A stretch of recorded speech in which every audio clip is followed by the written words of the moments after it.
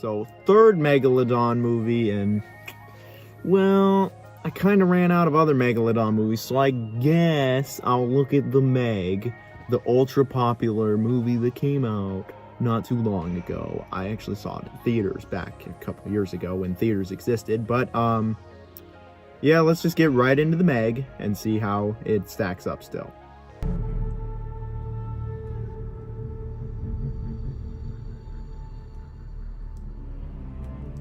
Alright, so the plot of the Meg involves a group of deep-sea explorers who are exploring basically the furthest anyone has ever gone down in the ocean.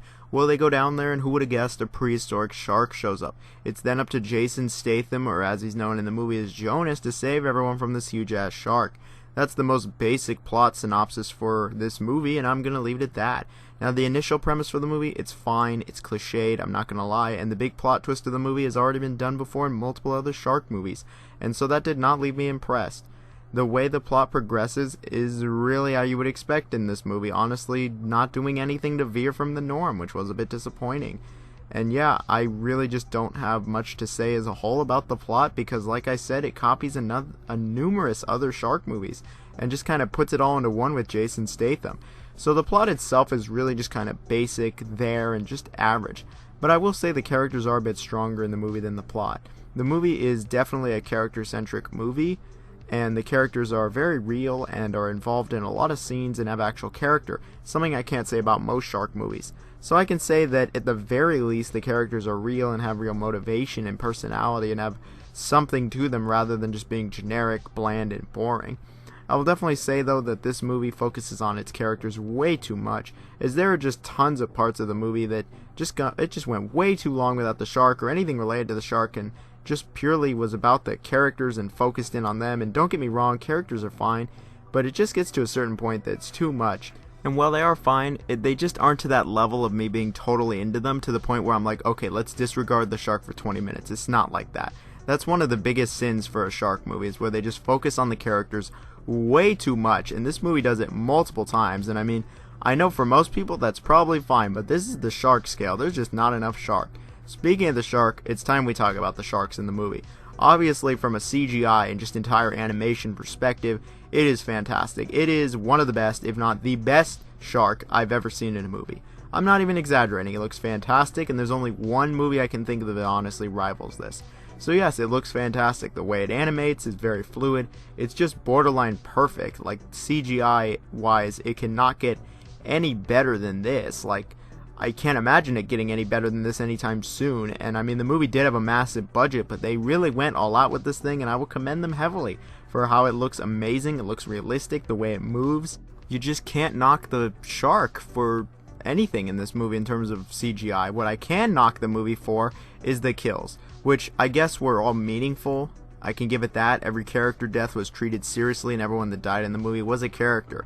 But the kills themselves, yeah, they were pretty lackluster, not only in terms of number of people killed, which is like 5, but the way they are killed, it's nothing exciting. Like, there's maybe 1 or 2 that I'm like, you know what, this is okay to good, but the other ones are just boring or just way too quick for me to even barely process them, which is just never a good sign. But I really wanted to see them getting, like, eaten, chowed down, or really something, because it's like this CGI and animation is so good. We could see all that detail of the kill, but yeah, we sadly don't get any of that. Like, it's all pretty sudden and quick, and it's to like a family-friendly kind of movie level. And just when it comes to the kills overall in the movie, I just honestly think it was rather lackluster, as it did nothing special and just didn't really vibe with me that well. I mean, again, the people that die in the movie were actual characters, but I just didn't feel anything to them, and I wanted to see the kills go more in depth, maybe some actual gore, like, at all would have been nice. They took really a lazy approach with it, I'm not gonna lie. In terms of shark screen time, I will say it's decently well done. It doesn't show up the first, like, 30 minutes of the movie, which is not amazing, but at the very least, they were able to build it up quite effectively, so that is a positive. It's in the middle of the movie a little bit, and then it's in an absolute ton at the end, which is okay. But, yeah, I mean, the entire last fight sequence, it's there, and that was pretty unique. I just wish it was more than, like, 2 minutes at that. Instead, we have all this talking, crap, awkward flirting, like, we really didn't need any of this. I'd rather have them talk about the shark or see the shark or just see more of the shark in general, but yeah, that's just not what we have here. So yes, the shark, it does look amazing, and everything related to that looks amazing. It's basically perfect, but the kills I thought were definitely not amazing, and the screen time was alright, but could really use some work. So if the characters are going to be such a prevalent part of the movie, like, how is the acting at least? Well, with the budget and the fact that it's a Hollywood movie, the acting, of course, you know is going to be good. So yes, the acting is good in the movie, that much is clear. Jason Statham, of course, is a fantastic actor, and is not only the best actor in the movie, but he's an overall great actor. He always excels in these roles where he's just a total badass. There's nothing negative to say about him, and yeah, it's just really well done. All the other characters are on different tiers, with Dwight from The Office being very well done and having some funny parts to it, and just being a great actor, or the main female lead also being very good. Then there's like the lower tier actors that are just alright, and then there's finally the bottom tier actors, like insert comedy relief guy, like, yeah, just not that good.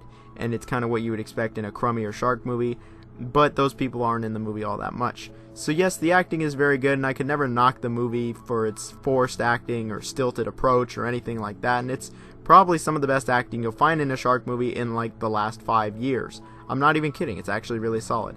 However, amazing acting, or even great acting like this, does not save the movie, as I don't think this is the perfect shark movie. I don't even think this is an amazing shark movie.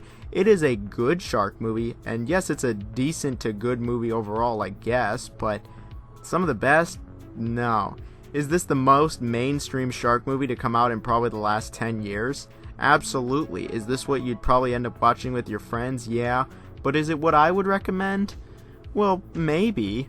We've already said that the acting in general is pretty good, and the characters in the movie are quite good, but in all honesty, I'm gonna go back to the same point, which is there's just way too much character development, exposition, awkward flirting, and unneeded conversation. They could have probably cut out 10 to 15 minutes of this movie, and I think the problem would have been alleviated almost in its entirety, and the movie would have been around an hour and like 31 minutes. So yeah, that honestly would have been the best solution. Everything relating to the shark looks great, and it's exciting when it shows up, but the kills and the consistency of the movie was just alright. Honestly, it's the biggest sin that a movie could commit in terms of a shark movie, is just not having enough of the shark when the shark looks amazing. I mean, the story is really average and there's just nothing there. Like, it's super generic, and again, it's just there, and the plot twist that's present in this movie has been in many other shark movies dating all the way back to like 2001. It's just not amazing stuff here. And don't get me wrong, not every shark movie has to do something totally different or revolutionary, but, big but here, this shark movie is definitely the shark movie with the biggest budget probably ever. So just from that fact alone, that they did this as their story and plot and progression, and it was just generic and borderline stock, it's disappointing. And honestly, that's the best way to describe the Meg, as it was disappointing. Don't get me wrong, it's not a bad movie, I just expected something absolutely amazing, and maybe my expectations are too high, but I mean, this is kind of like a dream come true for a sharkaholic like me. This is the biggest Hollywood budget like ever for a shark movie.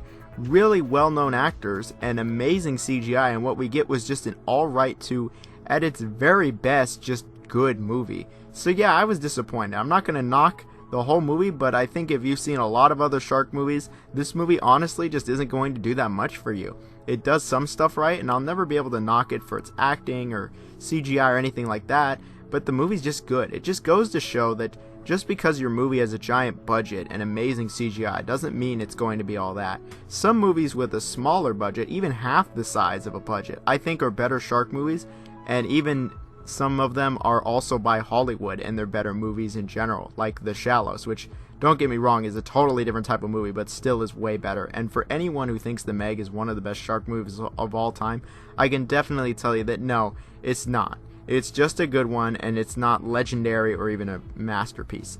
I wouldn't even say it's in my top 5 Hollywood shark movies.